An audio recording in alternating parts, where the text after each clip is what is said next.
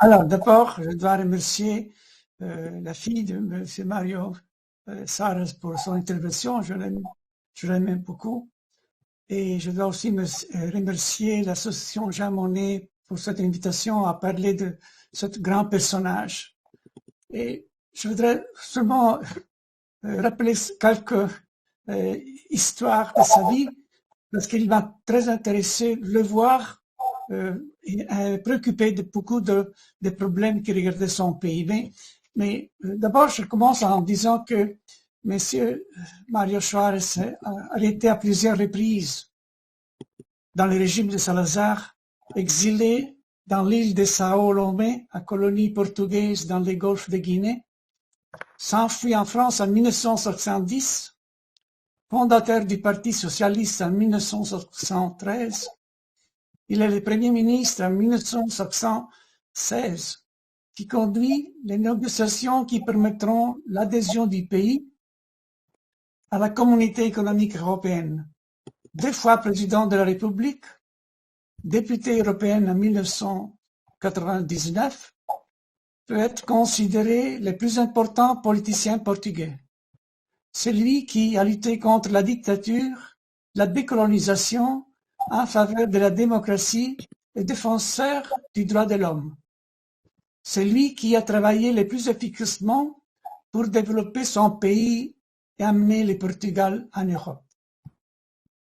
Mais Mario Soares a été aussi président de nombreuses institutions, le Mouvement européen international, les comités des sages du Conseil de l'Europe, la Commission mondiale indépendante sur l'océan, la Fondation Portugal-Afrique, le comité directeur du contrat mondial de l'eau, et puis tant d'autres.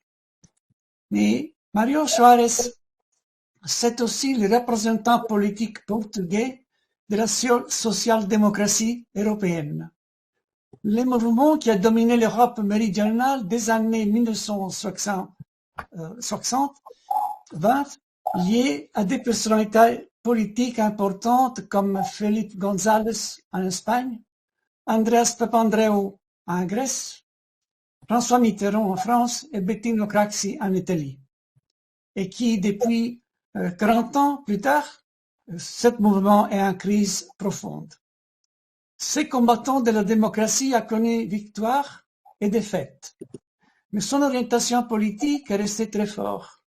Il a été le premier politicien socialiste qui a réformé dans son pays le secteur agricole, a introduit la politique de la rigueur en Europe méridionale, mais ce choix le rendra impopulaire et il perdra les élections en 1979. Mais en même temps, il a été celui qui a réalisé une politique de l'offre dans son pays. Je suis un économiste, je comprends très bien qu'est-ce que ça veut dire une politique de l'offre quand la réflexion des économistes sur ce thème-là, c'est surtout dans la demande, pas dans l'offre. Et ça signifie faciliter le développement des entreprises, les aider à produire en baissant les impôts, en facilitant les crédits pour la recherche. Ça, c'est la direction qu'il a amenée dans son pays. Dans la bibliographie de Mario Soares, nous notons aussi son adhésion à l'essentiel du républicanisme, la reconnaissance du besoin de vertu dans la gestion des matières publiques, la libération des sociétés bâillonnées par la domination ou par le colonialisme, l'adhésion au socialisme comme forme de réponse aux besoins de les plus humbles, l'ouverture des Portugais sur l'Europe et une nouvelle façon d'affronter le monde, l'éloge de la politique et surtout l'option de la démocratie. La figure de Mario Soares peut être encadrée en 4 fondations politiques: laïque, républicain, démocratique, socialiste. Mais aussi, il a été très anticonformiste. Je me souviens d'un épisode concernant un homme politique italien. En visite en Tunisie en tant que chef de l'État, Mario Soares est allé rendre visite à Bettino Craxi, qui était président, premier ministre d'Italie, expatrié de Mani Pulite. Et lui, j'étais un ami. Il m'a aidé à l'époque de Salazar, je lui suis reconnaissante. Je trouve ce mot très éclairant sur la personnalité de Mario Suarez. Je dois aussi rappeler que personne ne voulait pas parler avec Bettino Craxi à ce temps-là. Il était totalement exilé par le pays. Et donc, encore une fois, c'est une histoire très triste de notre politique. Mais Mario Suarez, du moment qu'il avait eu il remerciait ce qu'il avait fait Bettino Craxi pendant l'époque de Salazar. Et puis, j'ajoute encore un autre épisode. Parce que Mario Suarez, il a trouvé mesquin les silences italiens à la mort d'Umberto II. C'était le dernier roi de l'Italie, exilé en Portugal. Et il a demandé au Premier ministre Craxi que l'Italie fasse un geste envers son ancien roi. Ce sont des épisodes marquants de l'histoire d'un homme libre. Ayant quitté la politique active, il n'a pas renoncé, malgré son âge, à affronter les problèmes de la mondialisation. En tant que laïc, il croyait beaucoup au dialogue avec les religions qu'il considérait comme nécessaires dans un monde globalisé. Dans un livre interview, il y a quelques années, évoquant la crise du socialisme, il déclarait « En luttant pour une vie meilleure pour tous les êtres humains, dans des conditions de liberté, de respect de la dignité de la personne, d'une plus grande justice sociale, il a été le sens de toute ma vie politique. » Et j'ai encore deux réflexions. La première est liée à un discours tenu à La Haye le 9 mai en 1998 au Congrès des Européens, dans lequel il exprime une idée de l'Europe que je considère très actuelle. En trois thèmes: l'immigration, la politique étrangère, la richesse de l'Europe.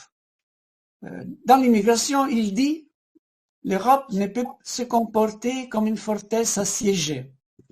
L'Union doit être ouverte, influente, capable d'assumer ses responsabilités historiques vis-à-vis du monde. Il lui fait donc, pour continuer à maintenir son autorité morale, être en mesure d'intégrer les immigrants, qui la sollicitent, venus d'autres continents à la recherche de travail et de meilleures conditions de réalisation personnelle, en les respectant dans les cultures, langues et religions, et en leur assurant les droits et devoirs que la Convention européenne des droits de l'homme leur accorde. » Fantastique. Je dis ça parce que je connaissais bien les problèmes de l'immigration, pas seulement dans mon pays, dans l'Europe. J'écris quelque chose encore naturellement, et donc l'Europe s'est un retard dans ces problèmes. Politique étrangère. La construction de l'Union européenne ne s'effectue contre personne, puisque son principal objectif consiste dans la consolidation de la paix, bâtie sur la justice, sur la liberté et sur la reconnaissance de l'autre de ses différences, fondée sur le pluralisme démocratique.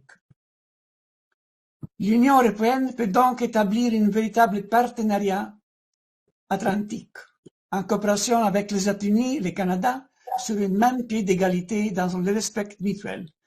Elle devra, outre cela, constituer un facteur de paix et de développement dans la Méditerranée, sans oublier l'Afrique et l'Amérique latine. Encore une fois, il avait compris une chose très importante, que la politique étrangère de l'Europe devait faire beaucoup plus de ce qu'il a fait dans les derniers 20 ans.